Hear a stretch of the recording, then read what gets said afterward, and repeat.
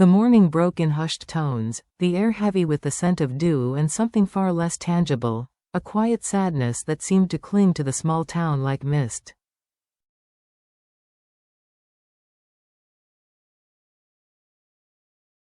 Tu Diep, graceful yet restless, greeted the day with a smile that didn't quite reach her eyes.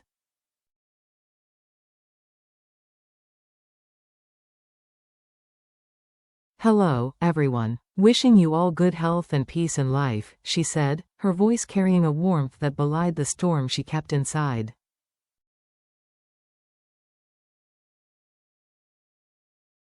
CEO James had left without warning, breaking a promise that had once been carved deep into her heart.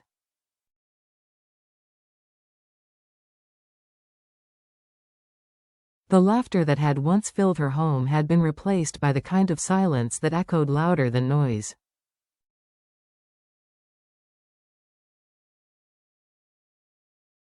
Love at a distance is a rare test, one few can endure.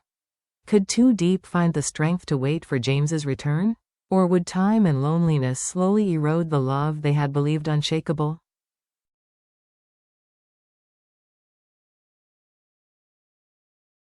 The farewell before dawn. It was only 4 a.m., yet James was already dressed in a crisp suit.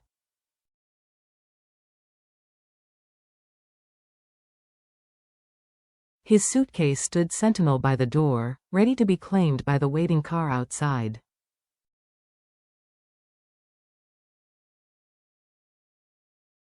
The headlights spilled pale light across the front steps. His mother stood there, her eyes shimmering with unspoken emotion as she tried to smile.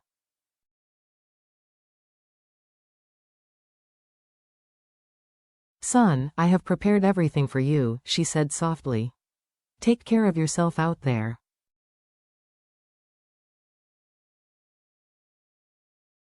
"The weather is hot now. Be careful with the air conditioner, don't catch a cold."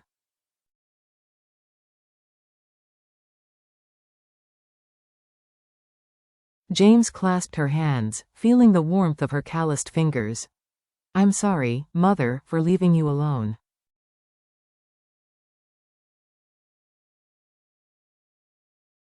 "I know you didn't want me to go, but I have to.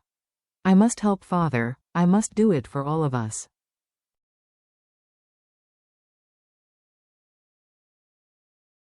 She nodded, swallowing her tears. "I know. This is for the family. Be strong, my son."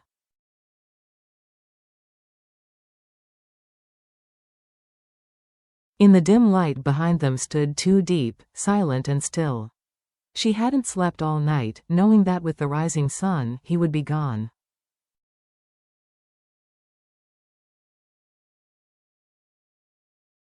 James turned to her, committing every detail to memory. The way the morning light brushed her face, her hair falling softly over her shoulders.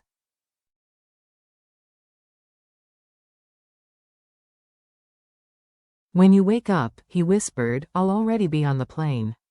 Don't call me right away, I'll reach out as soon as I land."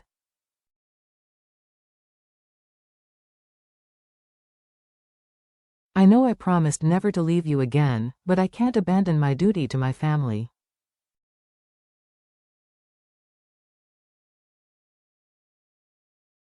Between love and filial duty, I have to choose both. I will come back for you, no matter how long it takes.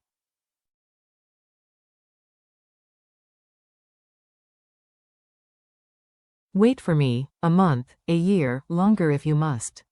And when I return, I hope the next flight we take will be together, for our honeymoon.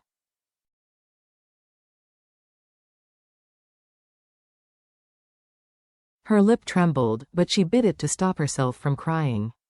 Tears are for happiness, not sorrow, she reminded herself.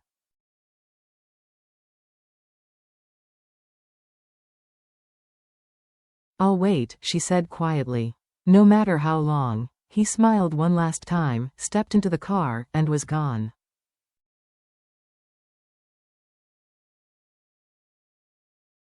Days that stretched into silence. The days after his departure seemed longer than they should have been.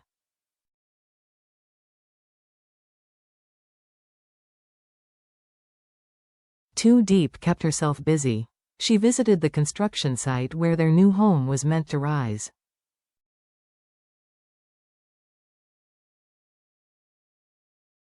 The foreman, Mr. Lin, was measuring wooden posts. "Some of these are too short," he muttered, noting the missing lengths.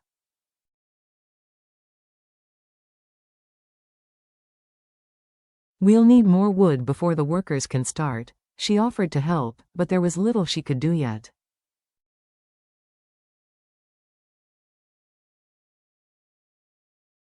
"Come back tomorrow," Lynn said kindly. On the walk home, she remembered James mentioning that the pineapples and pomelos were ready for harvest.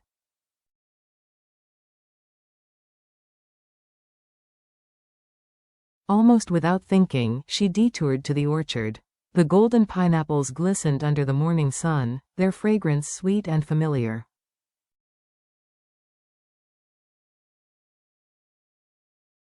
She began picking them, imagining James's smile when she told him over the phone, but with every piece of fruit she gathered, the same thought returned: when will he come back? Will he still be the same?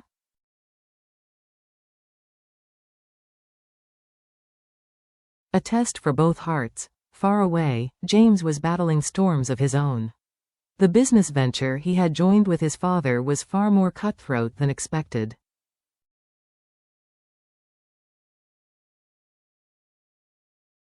Negotiations dragged endlessly. Competitors played ruthless games. In Vietnam, Tu Diep's test was quieter but no less demanding.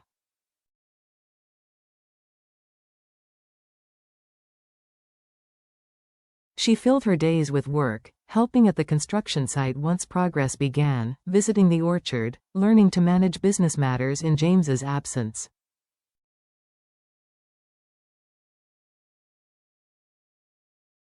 She wanted him to return not to a life paused, but to a life thriving. The first few days, her phone lit up often, sometimes with a simple "I miss you," sometimes with long late-night calls.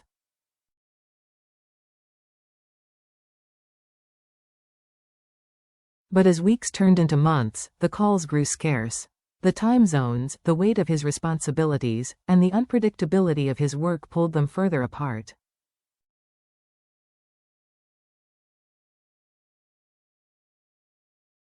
The unwelcome visitor. One humid afternoon, as she arranged pineapples at the local market, a familiar voice called her name.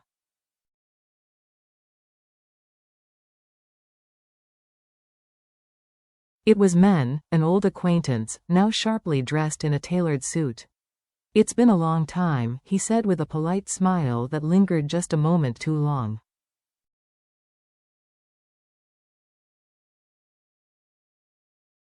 "I heard James went abroad. Must be difficult for you," she forced a smile. "It's fine.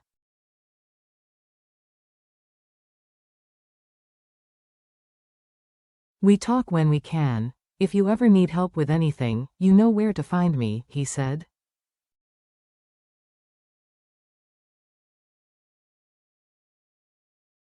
It was harmless, or so it should have been. But that night, lying in bed, she wondered if James could ever truly understand the loneliness beginning to take root in her heart.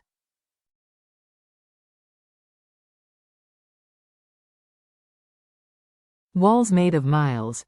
Meanwhile, James often sat in his hotel room, phone in hand, longing to hear her voice, only to find it was too late in Vietnam to call.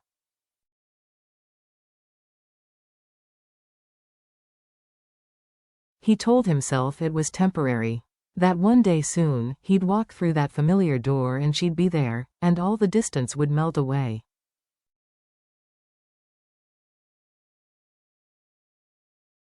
But in truth, he was beginning to realize the road home was longer than either of them had imagined.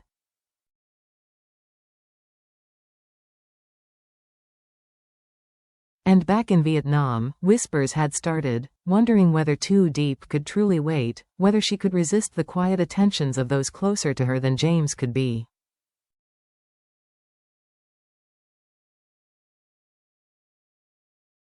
The video call. One evening, as the sunset bathed the orchard in gold, Tu Diep's phone vibrated.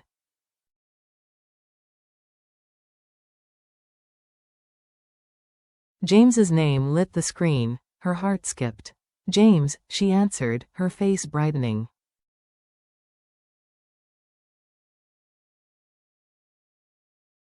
"I miss you," he said, fatigue shadowing his smile.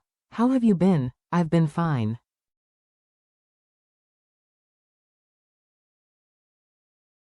"The house is coming along.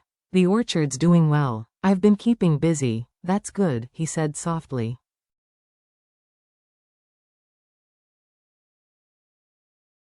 "I'm sorry I haven't called as much. Things here, they're harder than I thought. Deals keep falling through."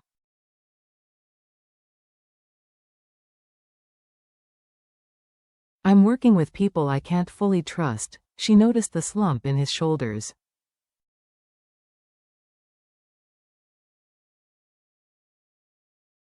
"Don't worry about me. Just focus on your work and stay safe. I'll be here." They talked for a while, trading small stories and smiles.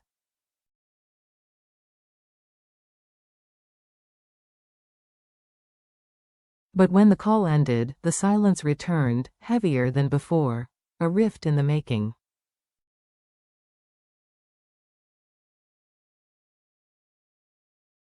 A few days later, men appeared again, this time at the construction site, delivering materials at a discount.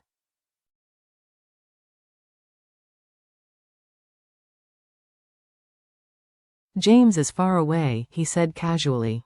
"I know how stressful these projects can be."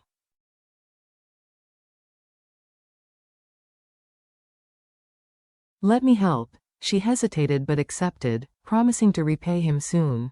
That evening, James's message arrived. "I heard Men was at the site today."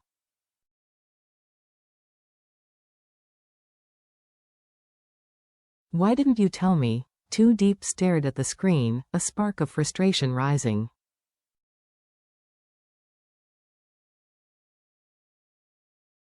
How did he know? And why does it feel like the miles between us have turned into walls?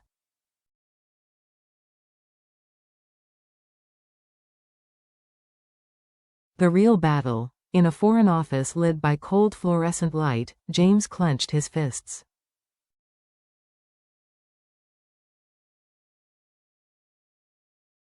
His father's business partner had just informed him a major contract had been sabotaged.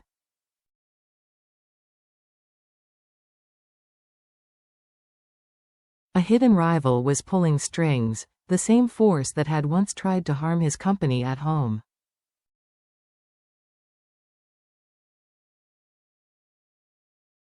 In that moment, James understood two things. Returning to Vietnam would take much longer than he had hoped.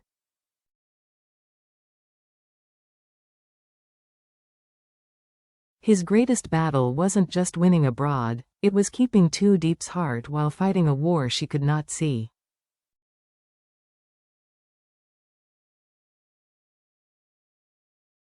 The truth about love at a distance. True love is not only tested in moments of joy, but in the long stretches of silence, distance, and uncertainty.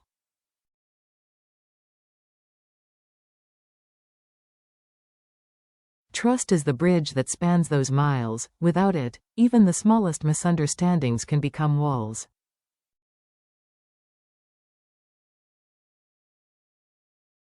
It survives through patience, honesty, and the will to see beyond temporary hardships.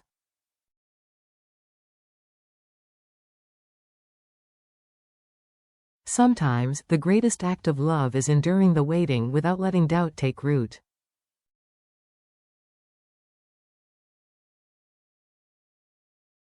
Distance, whether in love, family, or friendship, will always test us. Those who choose faith over fear, communication over assumption, and self-growth over stagnation give themselves the best chance of keeping the promise alive.